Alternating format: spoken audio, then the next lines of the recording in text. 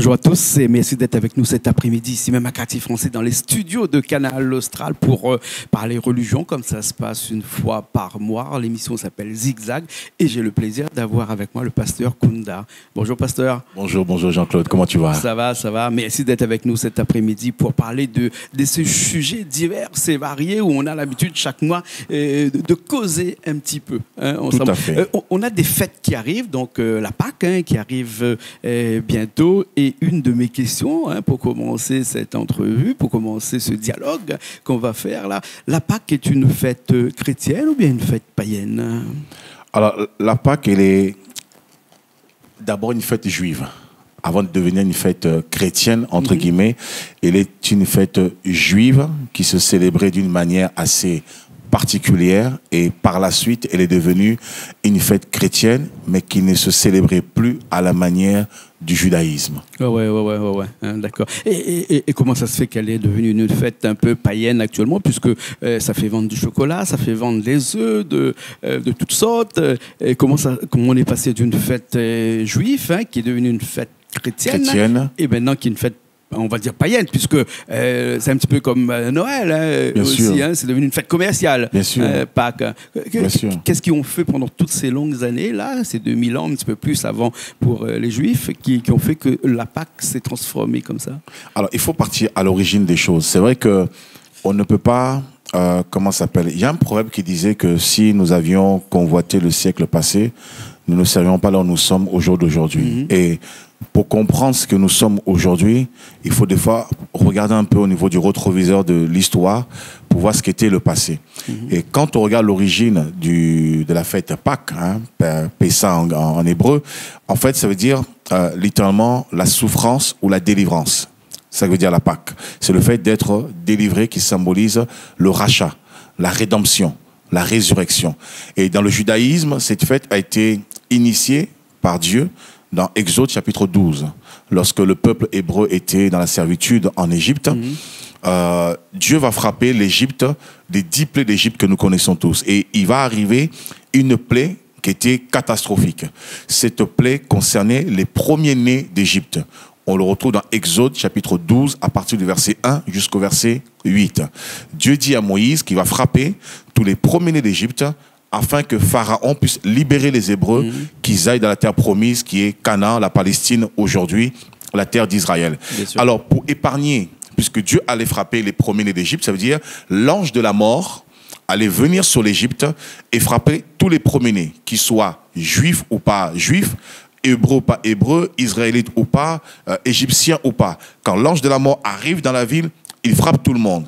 Alors la seule condition pour que les juifs ne soient pas touchés, que les premiers-nés des juifs ne soient épargnés, alors Dieu a dit à Moïse d'immoler un agneau, de prendre un agneau dans chaque famille, dans chaque maison, et l'agneau symbolise Jésus, puisque dans Jean chapitre 1 au verset 29, lorsque Jésus arrive sur terre, Jean-Baptiste, qui était le précurseur, qui devait préparer la venue de Jésus, il va dire à ses disciples, voici l'agneau de Dieu qui ôte le péché du monde. Donc lorsque Dieu dit à Moïse de prendre un agneau mâle, c'est significatif, tout est symbolique, mais en même temps c'est significatif.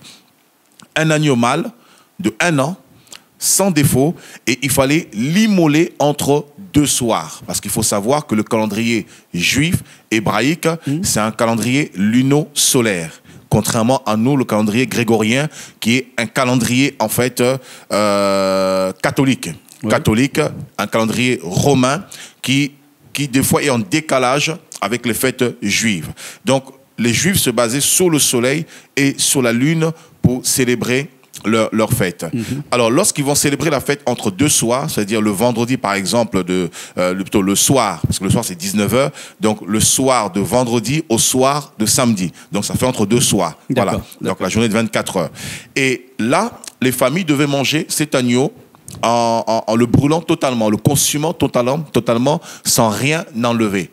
Et lorsque l'ange de la mort venait, ils devaient prendre le sang de cet agneau qu'ils avaient sacrifié, le mettre sur les linteaux. Sur les linteaux des portes. Les linteaux des portes, comme ça. Et ce sang, en fait, c'était la préfiguration d'un sang pur, un sang sans défaut. Voilà pourquoi l'animal devait avoir 1 an et sans défaut. Et ce sang, en fait, préfigurait le sang de Jésus qui allait couler pour racheter l'humanité. Et lorsque l'ange de la mort, le démon, l'esprit de la mort vient dans la ville, en Égypte particulièrement, mais les Juifs, eux, ils étaient réfugiés dans la ville de Goshen. La ville où ils étaient réfugiés s'appelait Goshen. Et lorsque l'ange de la mort arrivait dans la ville de Goshen, il trouvait le sang sur les linteaux et il passait par-dessus. Donc, passa, Pâques veut dire traverser, c'est-à-dire traverser la mort, traverser la souffrance, traverser la misère et ainsi de suite. Donc c'était le symbole de la rédemption. Mais il n'y a pas une relation aussi là avec le Christ qui est mort un vendredi, qui est ressuscité au 3e jour, comme par on fait du hasard, on va dire, c'est tombé le jour de Pâques. Bah, en fait, c'est pas le hasard parce que c'était calculé. C'est Dieu qui l'a calculé, puisque si on lit bien la Bible dans Exode chapitre 12, je peux lire éventuellement, il dit bien en fait, pour vous, ça sera le premier jour du mois. Donc, il dit, ça sera le premier jour du mois. Et le 14e jour, ça sera le premier jour du mois. Le 14e jour, vous allez immoler la Pâque, sacrifier l'agneau. On le voit clairement dans Exode chapitre 12, versets 1 à 8. Je peux le lire. Et donc, ce n'est pas un hasard, c'est le plan de Dieu. Maintenant, lorsque Jésus est venu pour accomplir la loi. D'ailleurs, il y a un passage de la Bible dans Matthieu chapitre 5, verset 17. Jésus dit, je suis venu non pour abolir la loi, mais je suis venu pour accomplir la loi. Pourquoi? Parce que toutes ces fêtes juives, notamment la Pâque, c'était juste une image, c'était une préfiguration, une image, c'était l'ombre de la vérité, de la réalité. Et cet agneau, en fait, qui était une image, c'est Jésus lui-même qui est venu, et il est venu en tant que réalité, en tant que vérité, pour maintenant accomplir cet acte, non plus symbolique au travers d'un animal, mais par le sacrifice de sa vie. C'est pour ça qu'il dit, je suis l'agneau de Dieu, celui qui enlève les péchés du monde. Voilà, tout à fait. C'est pour ça qu'il dit, je suis l'agneau de Dieu. Alors, c'était codifié. Jésus n'était pas bête. Lorsqu'il aurait pu dire directement aux hommes, je suis le Messie qui est venu sur terre, c'est moi qui enlève le péché du monde, je suis là. Mais il utilise le langage juif. Parce que Dieu utilise notre langage. Parce qu'il sait Jésus était juif aussi. Il était juif, avant, tout à fait. C'est pas les juifs. Hein. Tout à fait, tout à fait. Et il savait pertinemment que les Juifs savaient ce que symbolisait l'agneau, ce que symbolisait la Pâque. Donc, quand il emploie ce langage codifié, prophétique, tout juif bien avisé doit savoir, attends, si ce gars-là, il me dit, je suis l'agneau de Dieu qui ôte le péché du monde, cela voudrait dire que cet agneau que nos pères ont sacrifié et que notre père Moïse nous a donné comme loi, cela voudrait dire que cet agneau, c'est ce monsieur-là. Mais tout le monde n'avait pas l'intelligence pour comprendre, parce qu'il y en a qui étaient restés... N'était pas là une façon aussi de rallier d'un côté les Juifs, avec lui aussi de son côté, Bien quand sûr. il disait « Je suis l'agneau de Dieu ». Bien sûr, mais c'était pour rallier les Juifs à lui, c'était pour leur dire, le Messie tant attendu que vous désirez tant, c'est moi.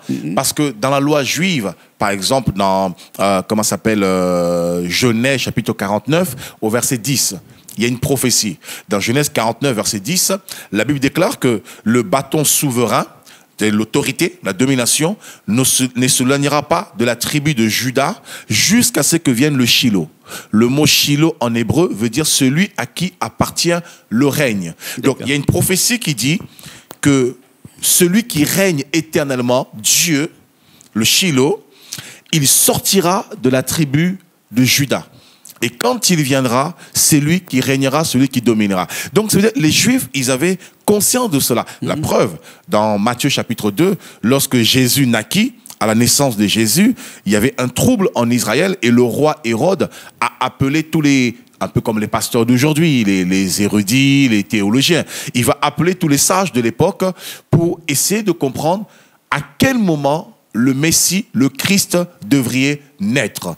Et c'est alors qu'ils vont consulter les Écritures, ils vont tomber sur Michée, chapitre 5, verset 1, qui dit « Et toi, Bethléem Ephrata, petite d'entre les milliers, de toi sortira un chef qui paîtra mon peuple. » Et c'est alors qu'ils vont comprendre le Messie doit naître à Bethléem. Et Hérode, comme il savait qu'il allait perdre son pouvoir parce que le Messie venait d'arriver, il y a un nouveau roi qui venait d'arriver, alors il va tout faire, user d'artifice pour tuer tous les enfants nouveau-nés de 0 à 2 ans. D'accord, d'accord. Donc Pâques est une fête qui a traversé le temps.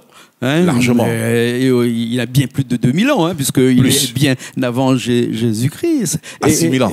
Oui, 6000 ans déjà, hein, 6000 ans. Et donc aujourd'hui, on a une autre forme de cette fête-là. Est-ce qu'avant aussi c'était une fête puisque si je comprends bien, c'était pas forcément une fête. Certes, on mangeait l'agneau. Bien sûr, bien sûr. Certes, on mangeait l'agneau, mais on avait quand même peur, parce que si on ne mettait pas le sang sur le linteau de l'apôtre, on risquait de se faire prendre par le l'ange démon. de la mort. L'ange de la mort. Tout à Donc il y fait. avait aussi cette peur-là aujourd'hui. Toute cette peur-là s'est effacée, comme on peut dire, par enchantement. Et on ne pense plus à faire la fête que de prier pour que l'ange ne nous arrive pas. Tous les 14 du mois. C'est vrai, à Voilà. cause de la religion. Voilà. Parce que c'est la religion, en fait, les traditions, les coutumes humaines ont perverti le sens même de la parole de Dieu. Je vais donner 2 exemples et je vais citer par exemple un événement qui s'est produit il n'y a pas longtemps dans notre si belle île intense, l'île de la Réunion à Saint-Pierre. Un exemple. Lorsqu'on célébrait la Pâque, ça suscitait la crainte de Dieu, la révérence, la considération. C'était une fête parce qu'on célébrait la vie. Le fait qu'on ait échappé à la mort. Donc c'était un moment de recueillement où on glorifiait Dieu en disant « Merci Dieu parce que tu as libéré nos pères. Merci Dieu parce qu'au travers de la Pâque, ce symbole, on se souvient que tu nous apportes la vie, etc. » Et quand Jésus est venu, il a accompli la Pâque. Il va manger la Pâque. Et d'ailleurs, la Pâque, pour nous les chrétiens, n'est plus symbolisée par l'agneau, est symbolisée par ce qu'on appelle le pain et le jus de raisin, le vin. Voilà, lorsque nous célébrons l'Eucharistie, ça c'est quand on est catholique, on dit l'Eucharistie, mais quand on est purement biblique, parce que l'Eucharistie c'est encore autre chose. Parce que là c'est le Dieu Soleil, d'où sa forme, etc. Mais peut-être on en parlera dans une autre émission. Mais si on est purement biblique, textuel, c'est la Sainte Seine. Parce que Jésus a dit, lorsque vous vous rassemblez, faites ceci en mémoire de moi. Donc lorsque Jésus est venu, il a accompli cet acte, il est parti mourir à la croix, il est mort, ressuscité le 3e jour pour le salut de l'humanité et le pardon des péchés des hommes. Et il va demander maintenant aux chrétiens, non plus de faire une fête, de se rassembler dans une maison, mettre du sang sur le linteau, parce que son sang a déjà coulé. Il n'y a plus besoin qu'il coule encore, parce qu'il a coulé une seule fois.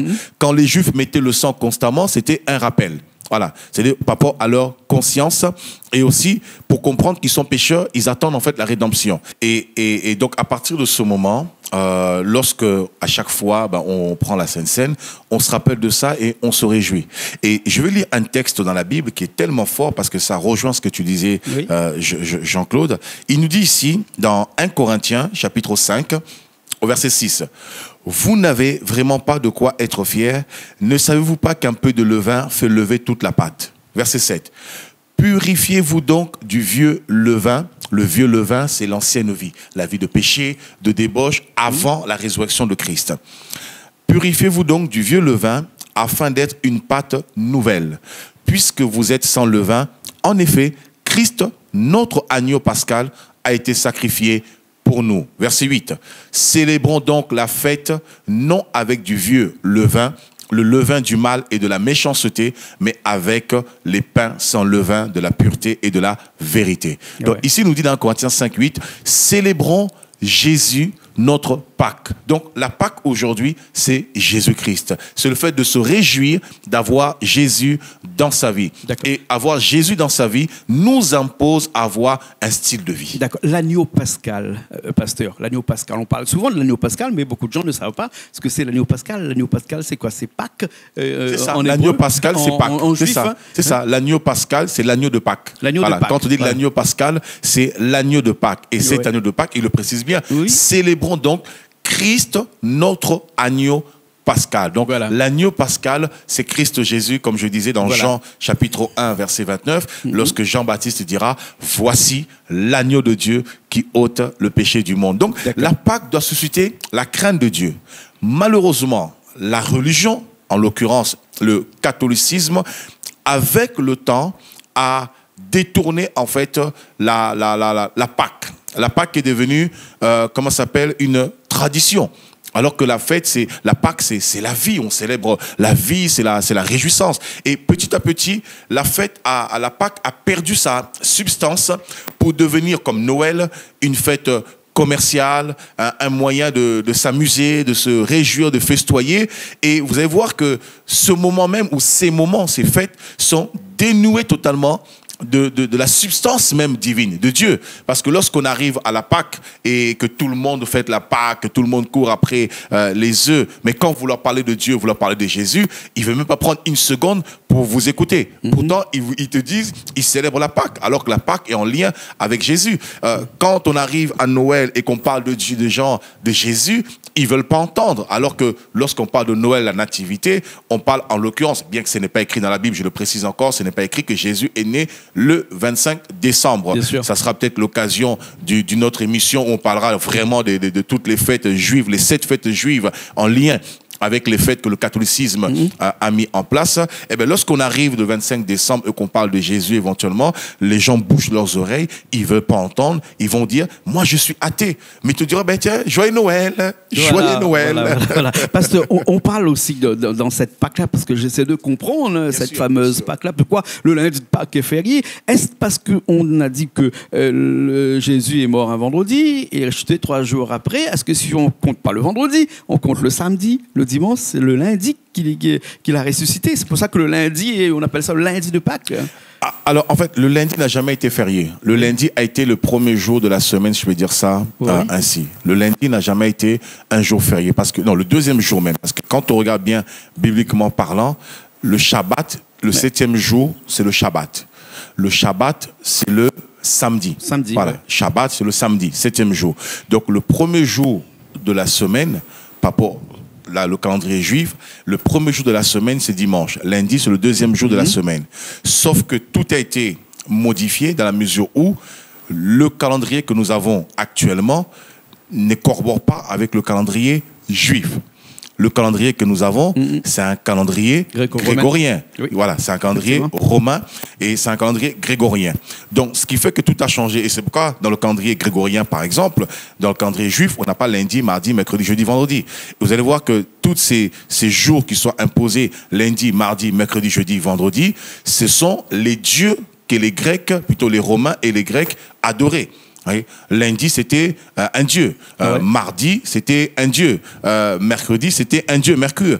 Jeudi, c'était un dieu. Vendredi, c'était un dieu.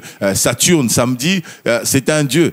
Saint-Deux même, dimanche, c'est un dieu aussi. Voilà. Donc, ça n'a rien à voir du tout. Ça n'a jamais été un jour férié le lundi. Ça a été un jour ouvrable, un jour normal. Pas on est férié aujourd'hui le lundi de Pâques. Hein. Mais bon, ça, c'est purement français, ça. Hein. C'est purement français parce que, bon, ils ont voulu... après ça, c'est autre chose. Après, c'est de la politique un petit peu par rapport au fait de soutenir certaines personnes qui sont plus ou moins fragiles par rapport à un jour de travail. Mais sinon, c'est purement la religion qui a mis ça en place. Ça n'a rien à voir avec la Bible. Voilà.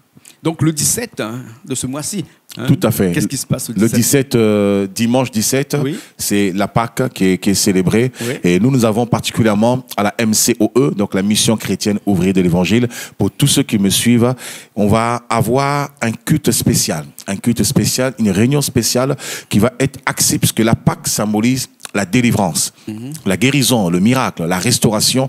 Alors, on va avoir un culte exceptionnel axé sur l'activation de dons, un culte axé sur la guérison, le miracle, quelles que soient les maladies des personnes, que ce soit des maladies incurables, que ce soit des maladies ordinaires. Ça va être un moment spécifique où la parole de Dieu va être donnée, enseignée, mais accompagnée par la puissance de Dieu. Et j'invite vraiment toutes les personnes qui sont sur l'étendue de la Réunion. On a des témoignages extraordinaires de ce que Dieu est en train de faire. Nous sommes au 128 rue du Waki, 97 421, la rivière Saint-Louis. Ça va commencer à 9h. Et de tels moments, de tels programmes, généralement, il n'y a plus de place. Les gens arrivent des fois 1h30, 2h en avance. Alors, venez recevoir votre miracle.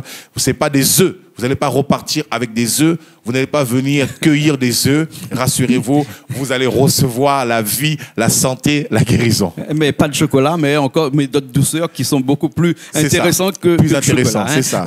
Et moins de calories. Voilà. Et ça ne s'arrête pas là, parce que vous avez aussi un grand spectacle, si on va dire, parce qu'un spectacle, pourquoi? Parce qu'il y a des artistes qui vont venir. Ça va se passer à la DPE, à la Nordève, à Saint-Denis. Quelle date et c'est pour quelle période? Le samedi 24 septembre. C'est un événement qui va être exceptionnel, unique. Particulièrement, ça va être la première édition ici à l'île de la Réunion. On a réservé le grand hall de la Nordève. Et cet événement va commencer de 9h, se déroulera de 9h à 17h. On va recevoir une des plus belles voix du gospel, une des plus belles voix masculines qui avait prêté sa voix notamment au dessin animé Le Roi Lion en 2008. Ouais. Il avait été nominé, il avait reçu un grand prix.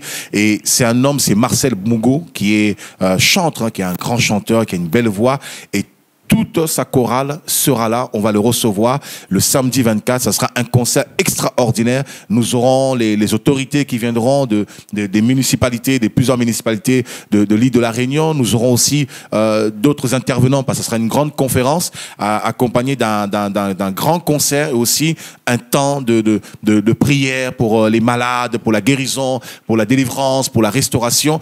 On aura par exemple un pasteur qui n'est plus tellement à présenter. On va sur Internet, il est tellement connu. C'est un pasteur qui fait un grand travail dans la francophonie, qui est un grand homme d'affaires, qui aide beaucoup de personnes, qui soutient beaucoup de personnes, qui est un conseiller pour des présidents, pour des autorités, qui sera avec nous, qui se nomme Raoul Wafo. Et c'est vraiment un homme qui aide les entrepreneurs. Lui-même, il est multimillionnaire, mais il est dans l'humilité et il contribue à ceux qui ont des entreprises, ceux qui veulent créer. Il pousse vraiment à la création, à l'entrepreneuriat. Et il va être là aussi pour prier pour ceux qui ont des entreprises, pour exceller, pour encourager. Il va coacher et ça va être extraordinaire. Et je vous invite, je ne sais pas, vous qui êtes en train de regarder Canal Austral, cette télévision, ce canal que nous aimons tant sur l'île Intense et sur l'étendue de l'océan Indien, répondez massivement à l'appel. Certes, c'est vrai, l'entrée, bon, elle ne sera pas totalement gratuite. Il y aura quand même une participation de 10 € parce que c'est un grand événement que nous organisons et ces 10 € d'entrée ne couvrent même pas les frais. Nous le mettons parce qu'on nous l'impose aussi, parce que c'est une grande manifestation, mais ça va être quelque chose d'énorme. D'accord. De toute façon, c'est en septembre, on a encore l'occasion d'en reparler tous les mois où vous serez avec nous ici pour parler de sujets divers et variés, comme j'ai dit tout à l'heure en début de cette émission. En tout cas, aujourd'hui, on a parlé de la Pâque, on a compris un petit peu ce que c'était la Pâque et pasteur, si vous voulez bien, on va se retrouver le mois prochain. Avec joie, avec joie. Hein? Merci beaucoup. Merci beaucoup. Merci. À vous aussi. Et nous, on se retrouve la semaine prochaine dans d'autres émissions culturelles sur Zigzag, sur Canal Austral, bien entendu. Allez, à la semaine prochaine. Hey!